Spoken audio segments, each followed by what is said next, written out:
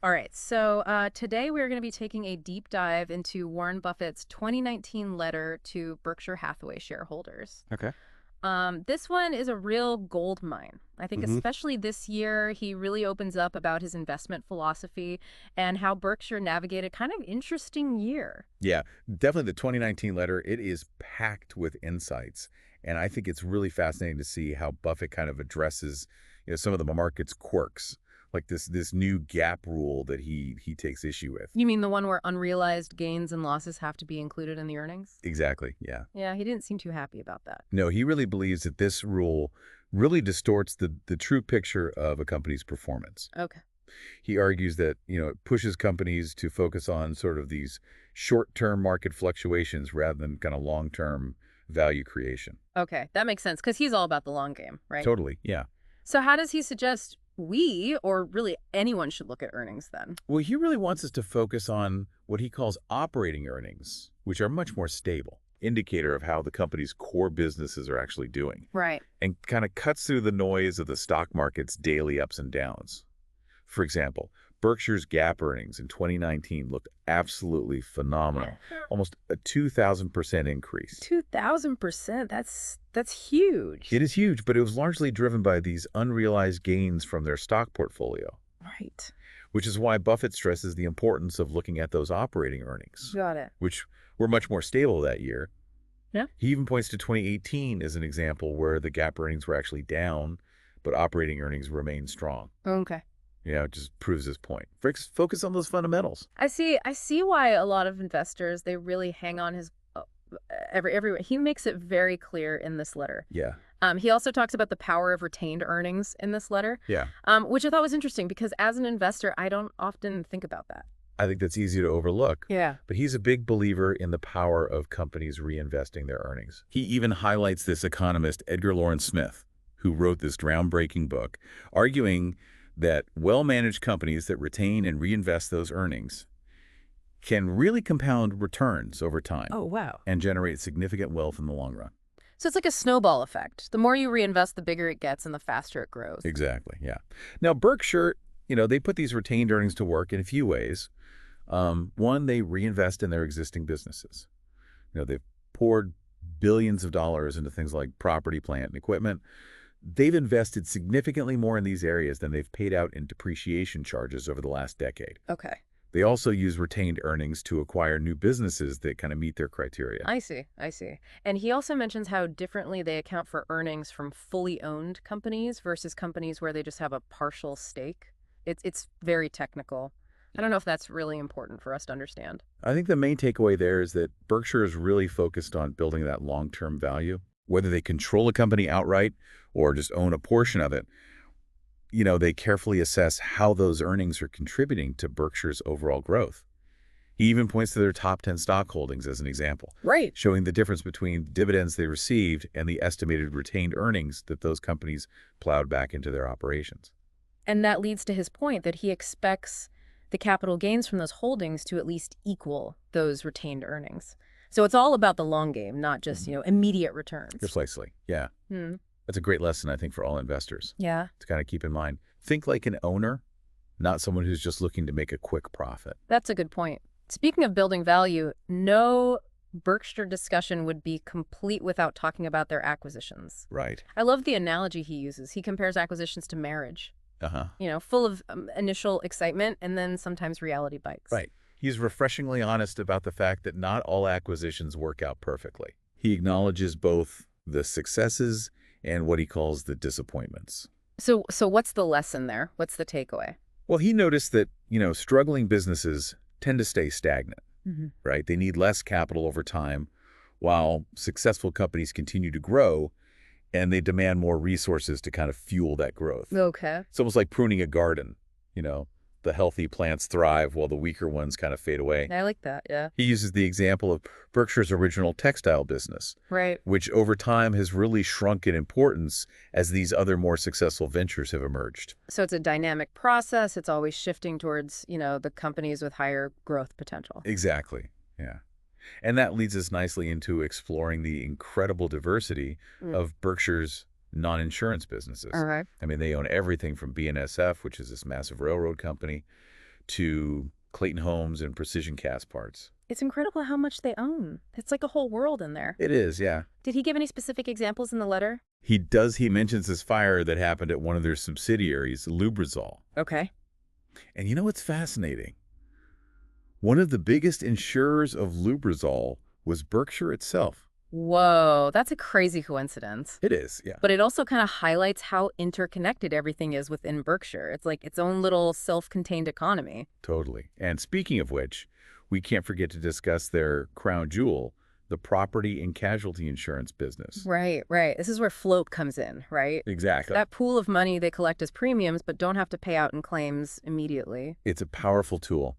And Buffett shows us just how powerful in a table that tracks their float's growth from a mere $39 million in 1970 Wow. to a staggering $129 billion in 2019. Yeah. That's the power of compounding over decades. That's seriously impressive. So they basically get to invest that money while they wait to pay claims. Yeah. It seems almost like free money. But I guess it comes with some risks too, right? Of course, Buffett is very clear about the risks involved in the insurance business. Yeah. Things like, asbestos claims or catastrophic events. They can be unpredictable. Right. But that's where Berkshire's immense financial strength comes into play. Okay. They're really designed to withstand even the most extreme scenarios. So they can weather those big storms. They can. And plus, their underwriting record speaks for itself. They've been profitable in 16 of the past 17 years. That's incredible. It is. That must be due to their disciplined approach to risk assessment.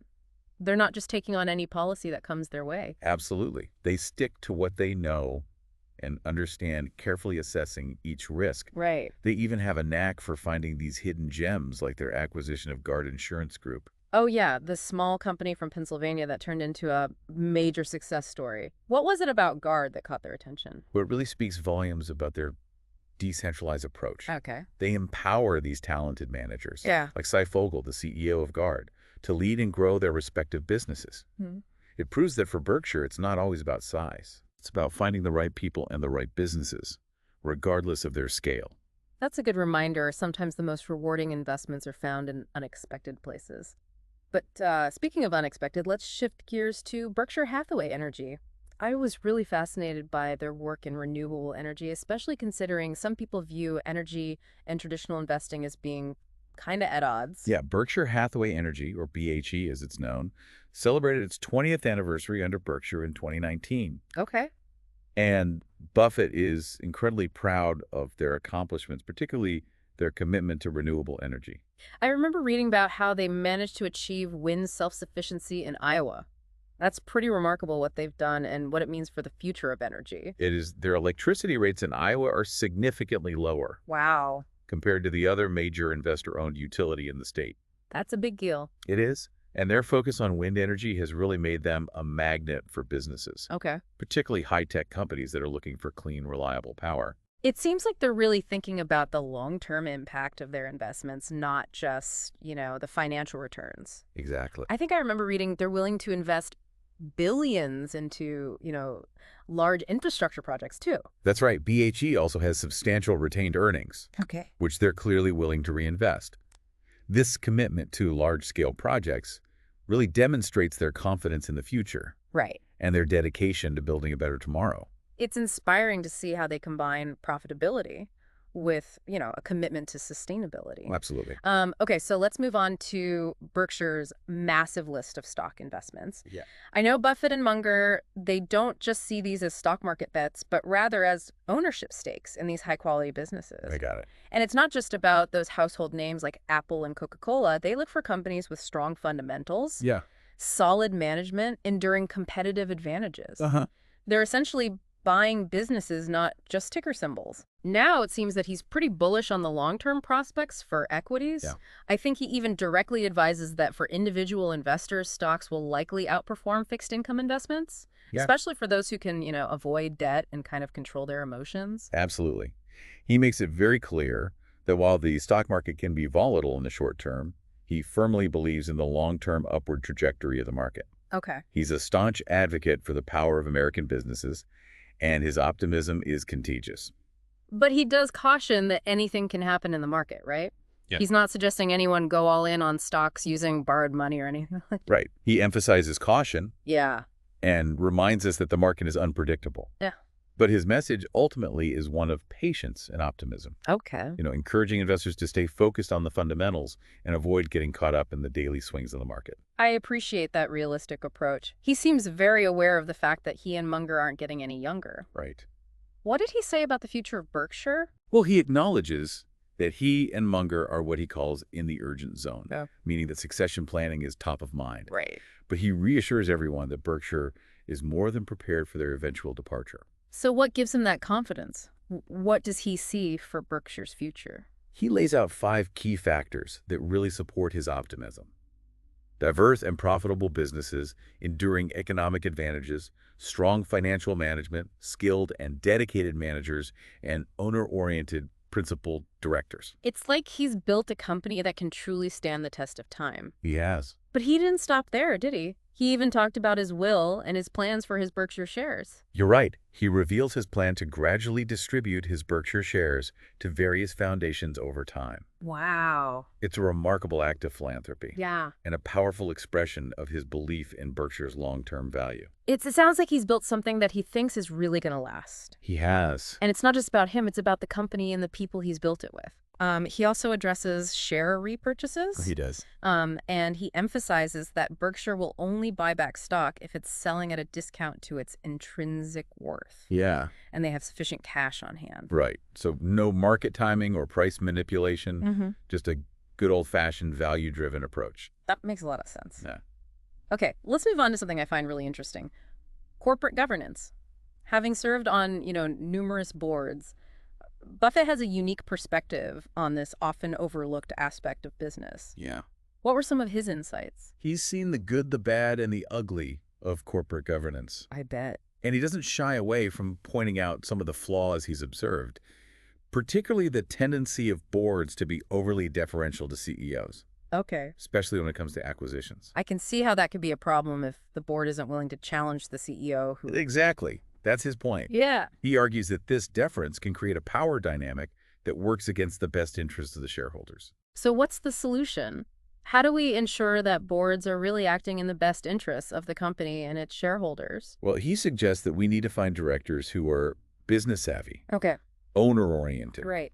and most importantly, willing to challenge the status quo. I like that. They need to be able to think for themselves and not just rubber stamp the CEO's decisions. Exactly. He even suggests this novel approach to evaluating acquisitions. Okay. He proposes hiring 2 expert acquisition advisors, Okay. one who's in favor of the deal and one who's against it, Interesting. to present their cases to the board. I like that. It's a way to ensure that all sides of an issue are carefully considered. It kind of forces the board to be more engaged and to critically analyze the deal rather than just accepting the CEO's recommendation. Exactly. It's about introducing healthy skepticism Right. and preventing groupthink, which can be so detrimental to good decision-making. It's like having a devil's advocate in the room, forcing everyone to think critically about, the potential downsides and not just get caught up in the excitement of a deal. Exactly. Mm. But he doesn't stop there. He also critiques this concept of board independence, Okay. particularly how it's often defined solely by these financial criteria. Yeah. He argues that the significant compensation that directors receive can create this subconscious bias. Oh, that's an interesting point. I Yeah. hadn't thought about that. So what does he propose? How do we find truly independent board members? Well, he believes true independence comes from having the courage to speak your mind Okay. and act in the best interest of the company, even if it means disagreeing with the CEO. Right. He advocates for finding directors who are more like pit bulls than cocker spaniels. I love that analogy. Yeah. Boards need those pit bulls to keep everyone on their toes and ensure that the company is being run, ethically and effectively. Exactly. But at the end of the day, it seems like his ideal board member is someone who's business savvy, owner-oriented, and genuinely interested in the company, not just the paycheck. That's exactly it. He wants people who are in it for the long haul. Right. Stewards of the Berkshire legacy. Yeah. Who understand and appreciate the company's unique culture and values. It's not just about filling a seat. It's about finding the right people to guide the company into the future. Exactly. And speaking of the future, Buffett addresses the elephant in the room, his eventual departure from Berkshire. Right. He acknowledges that he and Munger are in that urgent zone. Yeah. But he reassures shareholders that the company is 100% prepared for their exit. That's good to know. Yeah. So what are the key factors there that give him that confidence? Well, he outlines 5 key factors that really underpin his optimism about Berkshire's future. Diverse and profitable businesses, enduring economic advantages, strong financial management, skilled and dedicated managers, and owner-oriented principal directors. It sounds like a model that's built to last even without its iconic founders at the helm. It does. And to really prove his point, he even reveals details about his own will, doesn't it? That's right. He shares his plan to gradually distribute his Berkshire shares to various foundations over time. Okay. It's a remarkable act of philanthropy and a powerful expression of his belief in Berkshire's long-term value. Wow. That's incredible. It's almost like he's entrusting his legacy not just to his family, but to the company and the people he's worked so hard to build it with. It is. That speaks volumes about the faith he has in the people he's chosen. It does. Yeah. And it also sheds light on his thoughts on share repurchases. Okay. He emphasizes that Berkshire will only buy back stock if it's selling at a discount to its intrinsic worth. Okay. And they have ample cash on hand. So no market timing or artificial price manipulation. Exactly. Just a good old-fashioned value-driven approach. You got it. They buy when it makes sense, not just to, artificially inflate the stock price. Well, that makes a lot of sense. Yeah. Okay, well, this letter really offers a wealth of knowledge and insights into, Buffett's investment philosophy and Berkshire's approach to building lasting value. It's clear he's not just about making money. He's about doing it the right way with integrity and focus on the long game. Absolutely. And that's what makes his insights so valuable. He's not just a brilliant investor. He's a thoughtful leader and a champion of ethical business practices.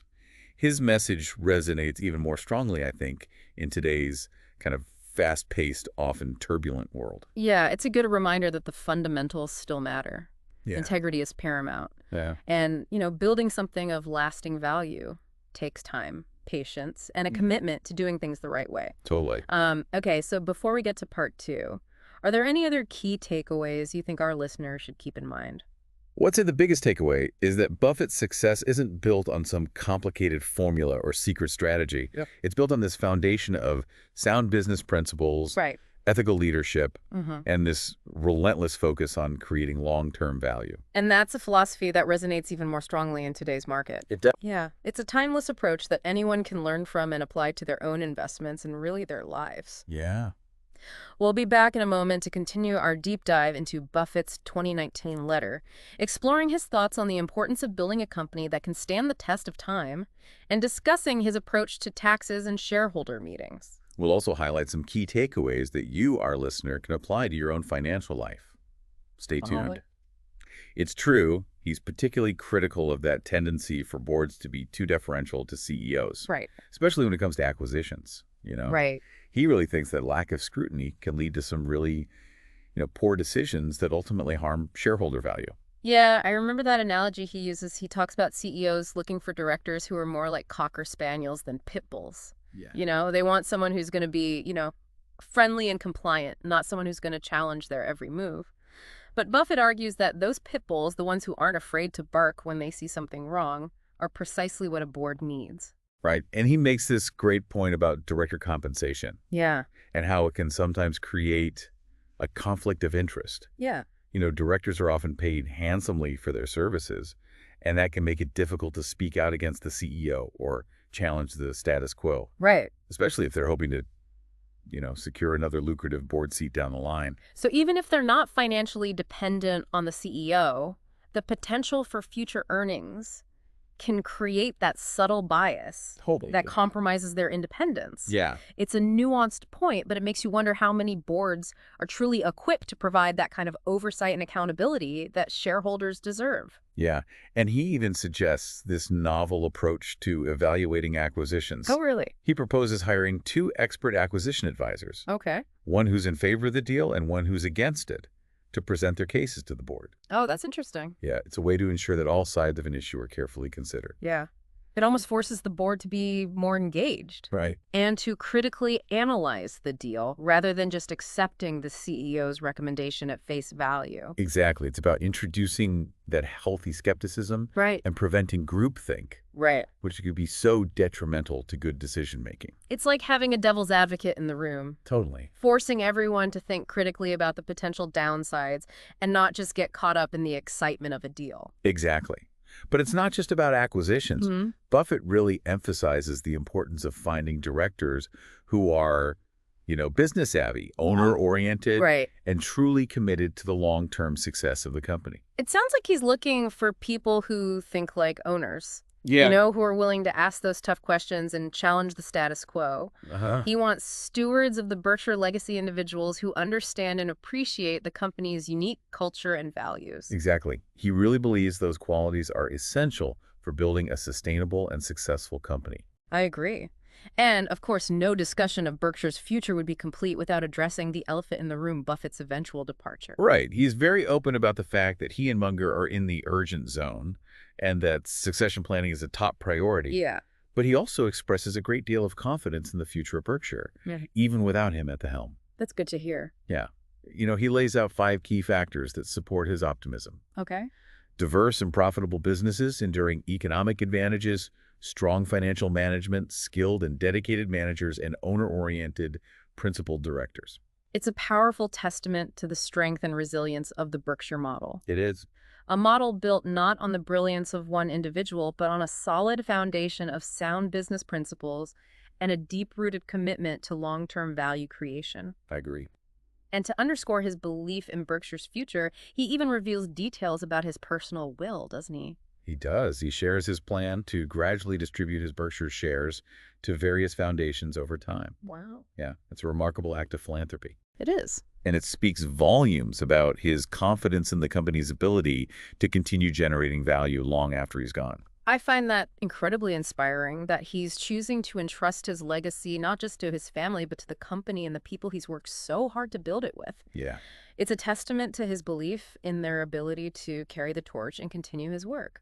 Yeah, and it highlights his commitment to ensuring a smooth transition of ownership Right. and avoiding any potential disruption to the company. Yeah. He's carefully thought through the process, aiming to minimize any negative impact and maximize the long-term benefit for all stakeholders. That's a great point. He's not just thinking about himself. He's thinking about the future of Berkshire and the well-being of its employees, its shareholders, and the community. Right. And he also revisits the topic of share repurchases, reiterating their value-driven approach. Uh-huh. They'll buy back stock, but only if it's selling at a discount to its intrinsic worth, and they have ample cash on hand. Yeah. No market timing or artificial price manipulation, just a disciplined approach consistent with their long-term focus.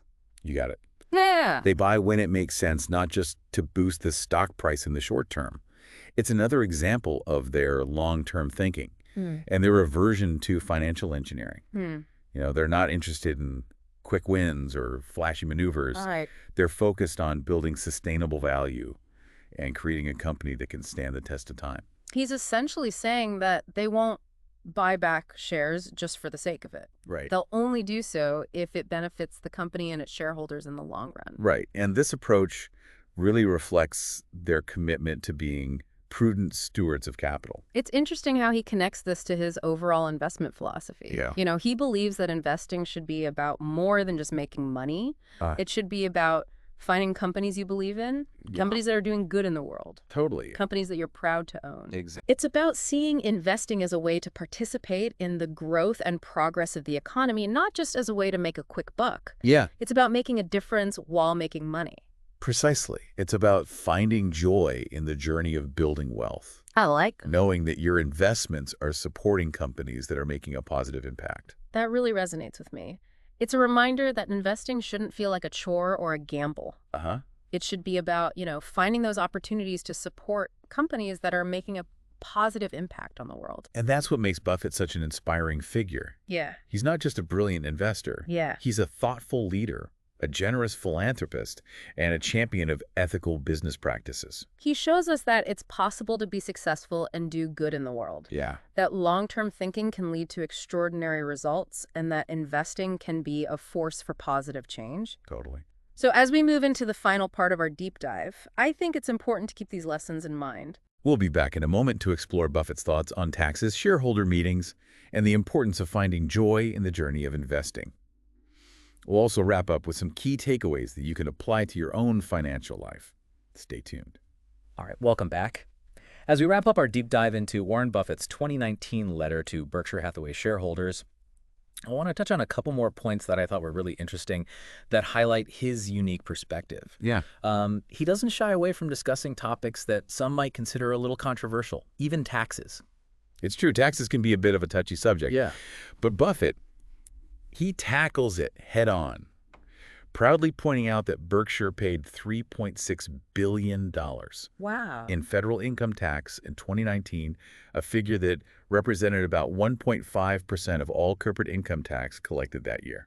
That's a staggering amount. It is. It's interesting how he frames it, though. It's not presented as a burden or something to be minimized, but as a contribution. Exactly. He sees it as Berkshire's way of giving back to society and supporting those essential functions of government. He even highlights how Berkshire's tax payments have increased over time as the company's earnings have grown, emphasizing their commitment to fulfilling this responsibility. It's definitely a different perspective than what we often hear from corporations. Right. He seems to be saying that paying taxes is not just a legal obligation, it's a civic duty, a sign of good corporate citizenship. It ties back to his philosophy of long-term value creation. Okay. He recognizes that a healthy economy benefits everyone, including Berkshire, and that paying taxes is an investment in that long-term health. That makes a lot of sense. When businesses thrive, the economy grows and everyone benefits. It's refreshing to hear someone acknowledge that connection between corporate success and societal well-being. Yeah. It's not an either-or proposition. Well, it's a symbiotic relationship. Absolutely. And that brings us to another interesting point he makes in the letter, the importance of Berkshire's annual shareholder meeting. Okay. He refers to it as Woodstock for capitalists. I love that. And he views it as this really unique opportunity for shareholders to connect, to learn, and to celebrate, their shared commitment to Berkshire's success. I've heard those shareholder meetings are legendary. People travel from all over the world to attend. They do. It's amazing to think that a company can inspire that level of enthusiasm and loyalty. It's a testament to the strength of the Berkshire brand and the trust that Buffett has cultivated with his shareholders. Yeah. And he even hints at some changes to the format of the meeting in 2020, Okay. giving more airtime to Ajit Jain and Greg Abel, his two key operating managers. That's significant. Yeah. It seems like he's consciously preparing for the future, giving shareholders a chance to get to know the people who are likely to take the reins eventually. Yeah, it's a strategic move. Yeah. He's not just thinking about today. He's thinking about the long-term continuity of Berkshire Hathaway Right. and ensuring a smooth transition of leadership when the time comes. It's another example of his commitment to long-term thinking. I think that's a recurring theme in everything he does, whether it's investing, leading a company, planning for his own succession. It's about building something that lasts, something that can continue to create value for generations to come. That's a great observation. And I think it leads us to the final and perhaps most important takeaway from this letter, a thread that runs through every page and every sentence. The idea that investing should be about more than just making money. That's interesting. So what should it be about? Well, Buffett believes that investing should be about finding companies you believe in, Okay. companies that are doing good in the world, Right. companies that you're proud to own. It's about aligning your values with your investments. It's about seeing investing as a way to participate in the growth and progress of the economy, not just as a way to make a quick buck. It's about making a difference while making money. Precisely. It's about finding joy in the journey of building wealth, knowing that your investments are supporting companies that are making a positive impact. That's the true legacy of Warren Buffett. He's not just a brilliant investor. He's a thoughtful leader, a generous philanthropist, a champion of ethical business practices. He's shown us that it's possible to be incredibly successful while also doing good in the world. Yeah. That long-term thinking can lead to extraordinary results, and that investing can be a source of pride, not just profit. Totally. So as we wrap up our deep dive into Buffett's 2019 letter, let's try to keep these lessons in mind. Let's invest with purpose. Yeah. Seek out companies that align with our values, and never forget that the journey is just as important as the destination. If you ever feel lost or uncertain about your financial path, just remember the words of Warren Buffett. Yeah. His wisdom is a gift freely available to anyone willing to listen and learn. Well, it's been a fascinating deep dive. Thanks for joining us as we explored the wisdom of Warren Buffett and uncovered the valuable lessons contained within his 2019 letter to Berkshire Hathaway shareholders. Until next time, keep exploring, keep learning, and keep diving deep into the world of ideas.